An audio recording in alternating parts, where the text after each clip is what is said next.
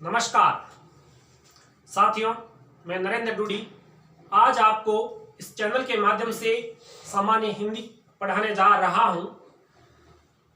हिंदी अपनी class start करने से पहले मैं आपको मोटिवेट करने के लिए, आप में जोश, आप में जज्बा, आप में उत्साह लाने के लिए कुछ पंक्तियां कहना चाहूंगा कि मुश्किलें दिल के इरादे आजमाती हैं, मुश्किलें दिल के इरादे आजमाती हैं, सौपन के पर्दे निगाहों से हटाती हैं। हौसला हौसला मत हार, गिर कर ओ मुसाफिर, ठोकरें इंसान को चलना सिखाती हैं। यानी आप किसी भी काम में असफल हो जाएं, आप किसी भी काम में फेल हो जाएं, लेकिन अपने आप को हारने मत देना, अपने अंदर के जुनून को मरने नहीं देना, अपना जोश, अपना उत्साह बरकरार रखना, ताकि आप फिर उठकर उस अपने काम में लग जाएं और एक दिन आप जरूर उस सफलता, अपने उस लक्ष्य को पाओगे। तो दोस्तों, आज हम पढ़ने जा रहे हैं सामान्य हिंदी। सामान्य हिंदी के तहत हम सामान्य व्याकरण की अध्ययन करेंगे। व्याकरण में सबसे पहले हम पढ़ेंगे, जो आज हमारा टॉपिक है उसका नाम है संधि। संधि के बारे में आज अध्ययन करेंगे। हिंदी क्या है? हिंदी एक प्रकार की भाषा है जिसकी लिपि है वो क्या है? देवनागरी लिपि है। हिंदी की जो लिपि है वो देवनागरी लिपि है। हिंदी एक ऐसी भाषा है जिसको हम जैसे बोलते हैं वैसे ही लिखा जाता है। यानी बोलने और लिखने में ये बहुत ही सरल भाषा है। ये भारत के अधिकांश राज्यों में ये हिंदी भाषा, दक्षिण को छोड़कर अधिकांश राज्यों में हिंदी भाषा बोली जाती है। और जो आज हमारा टॉपिक है सामान्य व्याकरण का संधि है। संधि एक ऐसा टॉपिक है जो हर किसी प्रकार की एग्जाम हो जिसमें सामान्य हिंदी पूछी जाती है, उसमें संधि जरूर आती है। तो संधि के बारे में अध्ययन करेंगे आज। संधि होती क्या है? सबसे पहले संधि का मतलब होता है जुड़ना। क्या होता है? जुड़ना या योग। जुड़ना या योग, किसी का भी जुड़ना या योग होना क्या कहलाता है? संधि कहलाता है। अब यहाँ हम किसकी पढ़ रहे हैं? संधि। यहाँ हम हिंदी में संधि पढ़ रहे हैं, तो संधि की जो परिभाषा होगी वो होगी दो या दो से, दो या दो से अधिक, दो या दो से अधिक अक्षरों के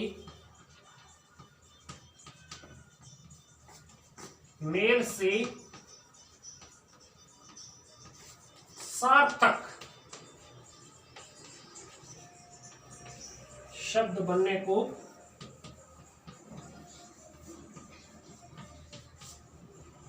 संधि कहते हैं। संधि कहते हैं। क्या बोला है कि दो या दो से अधिक अक्षरों के मेल से सार्थक शब्द बनने को, सार्थक शब्द बनने को हम क्या कहते हैं? संधि कहते हैं। यानी दो या दो से अधिक अक्षरों के मेल होने से जो शब्द बन रहा है वो सार्थक होना चाहिए, उसका कोई स्पष्ट मतलब निकलना चाहिए, उसका स्पष्ट अर्थ होना चाहिए। यदि ऐसा नहीं हो रहा है तो वो संधि नहीं हो रही है, वहां पे वो संधि नहीं हो रही है। तो संधि का मतलब है, संधि से बनने वाला शब्द है वो सार्थक शब्द होना चाहिए। और संधि किसमें हो रही है? दो या दो से अधिक अक्षरों के मध्य होगी संधि, ना कि शब्दों के मध्य होगी। जैसे हम देख रहे हैं, एग्जाम्पल लेते हैं, उदाहरण लेते हैं। जैसे कोई हिमालय है। क्या है? हिमालय। ये हिमालय जुड़ा हुआ शब्द है। अब इसका संधि विच्छेद देखते हैं हम। हिम प्लस आल्य। क्या है? हिम प्लस आल्य। अब ये दो शब्द थे, एक हिम प्लस आल्य था। अब इनमें संधि किसकी हुई? संधि इस और इस अक्षर के मध्य हुई। यानी हिम में क्या था? हिम म आता ये प्लस अ प्लस आ ले। यानी यहाँ जो संधि हो रही है वो अ और आ के मध्य हो रही है। जब अ और आ जुड़े तो क्या बन जाता है? आ बन जाता है। तो म में आ की मात्रा जुड़ी तो मा हो गया, यानी हिमालय। हिम प्लस आले से क्या बन गया? हिमालय। ये है बेसिक इसकी परिभाषा है कि दो या दो से अधिक शब्दों के सार्थक मेल से बनने वाले शब्द को हम संधि कहते हैं। तो अब देखना, हम पढ़ेंगे संधि के प्रकार। सामान्य संधि के कितने प्रकार होते हैं? सामान्यतः संधि के तीन प्रकार होते हैं। कितने प्रकार होते हैं? तीन प्रकार होते हैं। तीन प्रकार संधि के होते हैं।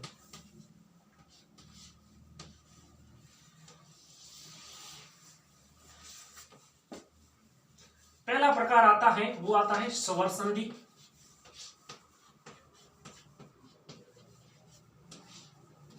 दूसरा प्रकार आता है व्यंजन संधि।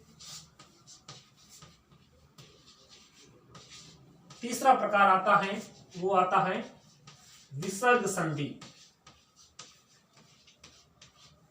विसर्ग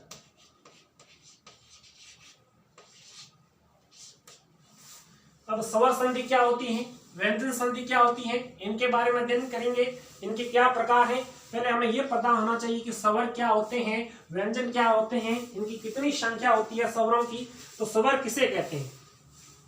स्वर हिंदी में वे सभी प्रकार की ध्वनियां जिनके उच्चारण के लिए या जिनको बोलते समय किसी भी अन्य प्रकार की ध्वनि की सहायता नहीं ली जाती है, ये सारे क्या कहलाते हैं? स्वर। यानी स्वतंत्र रूप से उच्चारित होने वाले अक्षर या शब्द क्या कहलाते हैं? स्वर कहलाते हैं। स्वतंत्र रूप से उच्चारित होने वाले अक्षर स्वर कहलाते हैं, यानी उनको उच्चारण करने में किसी अन्य की सहायता नहीं ली जाती है, तो वो स्वर कहलाएंगे।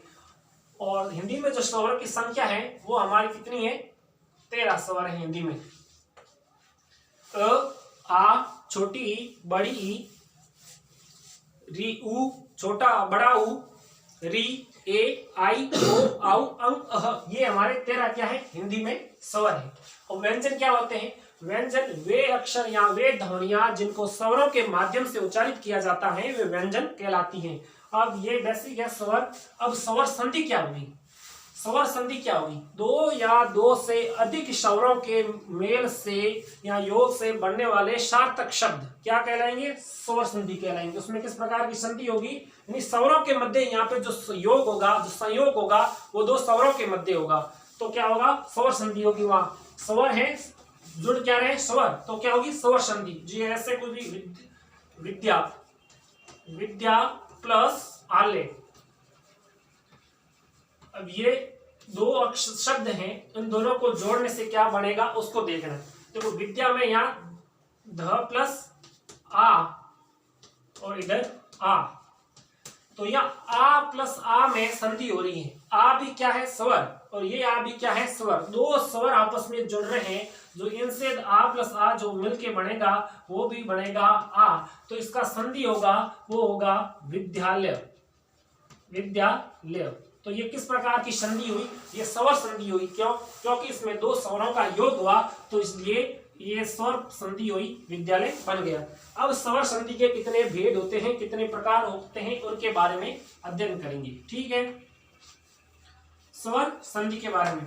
तो स्वर संधि के बारे में अध्ययन करने के लिए सबसे पहले इसके भेद के बारे में जानेंगे, इसके कितने प्रकार हैं। सबसे पहला आता है दीर्घ संधि। दीर्घ संधि।